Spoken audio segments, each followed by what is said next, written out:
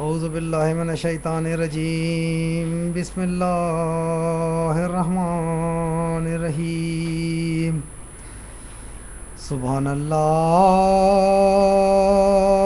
و بحمدہ سبحان اللہ العظیم اللہم صلی علی محمد وعلی آل محمد وعلی عبدہ المسیح الموعود انکا حمید مجید۔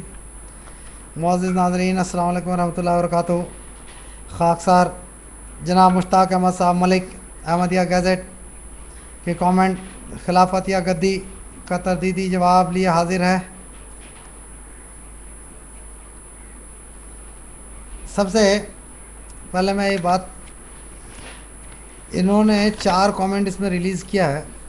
سب سے پہلی بات یہ جو میں کرنا چاہتا ہوں وہ یہ ہے کہ خلافت اور خلافت، یہ خلافت کے تعلق سے یہ کیوں اتنا یہ لوگ پریشان ہیں؟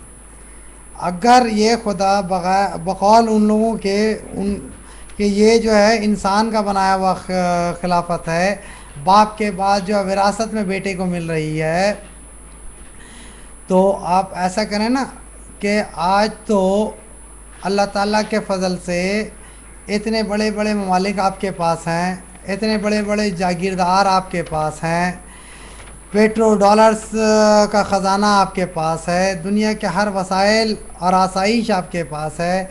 تو میں اپنے اس چیلنج کو جو ہمارے پیارے امام سیدنا حضرت خلیفۃ المسیح رابع رحمہ اللہ تعالیٰ نے دیا تھا، اس کو دہراتا ہوں کہ آپ لوگ اگر پوری دنیا کا نہیں تو ایک ملک کا، اگر ایک ملک کا نہیں تو ایک اسٹیٹ کا، اگر ایک اسٹیٹ کا نہیں تو کم از کم ایک ضلع کا یا ایک گاؤں کا ایک خلیفہ تو بنا کر دکھا دیں۔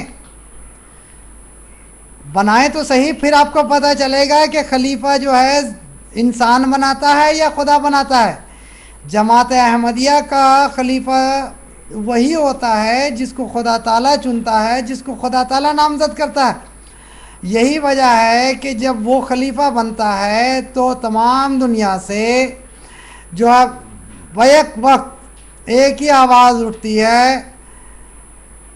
سمینا واتانا یا سیدی، سمینا واتانا، لبیک سمینا واتانا۔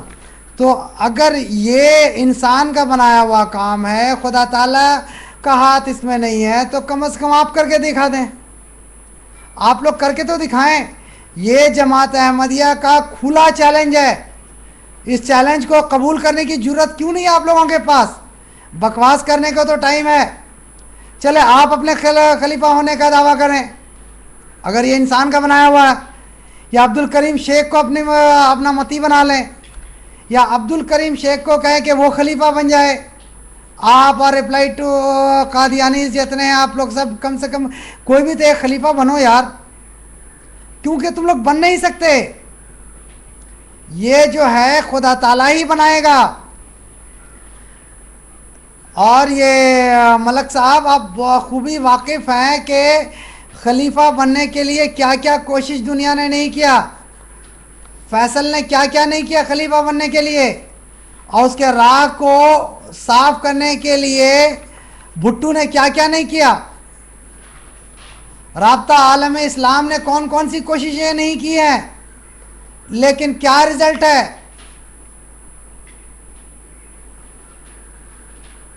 بتا سکتے ہیں؟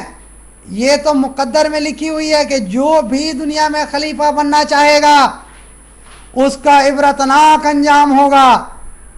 دنیا نے دیکھا فیصل کا انجام، دنیا نے وقت کے وزیر اعظم کو تختہ دار پہ چڑھتے ہوئے دیکھا ہے، اور اس دور میں ابھی صرف چند سال پہلے وقت کے خلیفہ کے منہ پہ تالے لگانے کی جو ناکام کوشش جو کر رہا تھا ڈکٹیٹر، اس کے پرخچے اڑتے ہوئے بھی اسی دنیا نے دیکھا ہے۔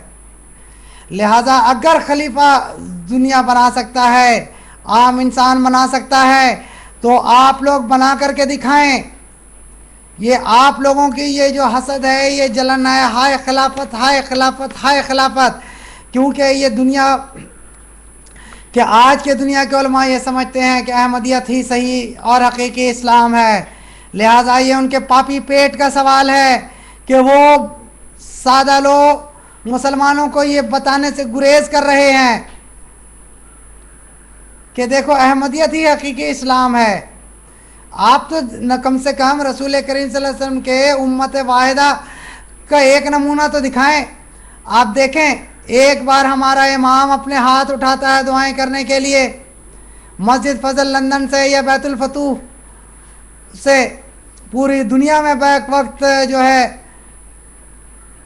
آپ کے ماننے والے، آپ کے چاہنے والے، آپ کے پیرو، آپ کے مرید جو بیک وقت ہاتھ اٹھائے ہوئے ہوتے ہیں. یہ نمونہ تو دکھا دو. یہ نمونہ تو کم سے کم حجۃ الوداع کے موقع پر یا یہ حج کے آخری دن کے موقع پر خانہ کعبہ سے کروا کر کو تو دکھا دو. کیوں نہیں کروا پا رہے ہو؟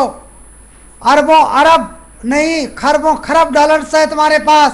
تم تو دنیا کے علماء کو خرید سکتے ہو، دنیا کے ہر طاقت کو خرید سکتے ہو، قانون کو خرید سکتے ہو. اگر دنیا میں خلیفہ بنانا آسان ہے تو کر کے دکھا دو. بیک وقت خانہ کعبہ کے امام کو کہو کہ دعا کے لیے ہاتھ اٹھائے اور پوری دنیا میں اس ہاتھ کو اٹھوا کے دکھا دو. یہ نہیں کر سکتے کیونکہ یہ کام خدا تعالیٰ کے قبضے قدرت میں ہے، کیونکہ خدا تعالیٰ ہی خلیفہ بناتا ہے اور اس خلیفہ کے لیے جو دل میں اطاعت ڈالتا ہے وہ بھی خدا ہی ڈالتا ہے. کیونکہ ہمارے دل میں جو ہمارے خدا کا محبت جو ڈالا گیا ہے یہ سوائے خدا تعالیٰ کے اور کوئی بھی نہیں ڈالا ہے. کیونکہ الیکشن تو وہاں ہوا تھا لندن میں تو اپنے گھر میں یہاں بیٹھا تھا، لیکن وہ سمینا آباد آنا یہ فرشتوں کے ذریعہ اللہ تعالیٰ نے ہمارے دلوں میں اتارا ہے. یہ ملک صاحب جو ہے اپنے اس میں یہ کہتے ہیں کہ خلیفہ المسیح ثانی رضی اللہ تعالیٰ کو کوٹ پیش کرتے ہیں اور اس میں مذاق بھی بہت کرتے ہیں، مزاحیہ انداز میں پیش کرتے ہیں باتوں کو اور کہتے ہیں کہ اگر عبد المنان بھی اس سازش میں یعنی کسی اور کو خلیفہ بنانا اگر چاہے، اگر عبد المنان یعنی خلیفہ اول رضی اللہ تعالیٰ عنہ کے بیٹے اور بقول مشتاق احمد ملک صاحب ان کے پیر و مرشد، ان کے گرو، اگر عبد المنان بھی اس سازش میں شریک ہے تو تم یاد رکھو کہ عبد المنان اور اس کی اولاد قیامت تک خلافت کو حاصل نہیں کر سکے گی. خواہ کروڑوں غلام رسول ان کے لیے کوشش کرتے ہوئے اور دعائیں کرتے ہوئے مر جائیں اور اپنے پیر گھسا دیں اور اپنی ناک رگڑیں، پھر بھی غلام رسول. پھر آپ آگے کہتے ہیں کہ غلام رسول نے کہا کہ وہ 2 سال کے بعد اتنی طاقت پکڑ لے گا کہ ربوہ آ کر ناصر احمد کو بازو سے پکڑ کر ربوہ سے نکال دے گا. مشتاق بھائی یہ کوٹ آپ نے ہی پیش کیا تھا، میں نے صرف آپ کے الفاظ کو لکھا ہوں یہاں پہ. اب دیکھیں یہ چیلنج کس طرح پورا ہوا ہے.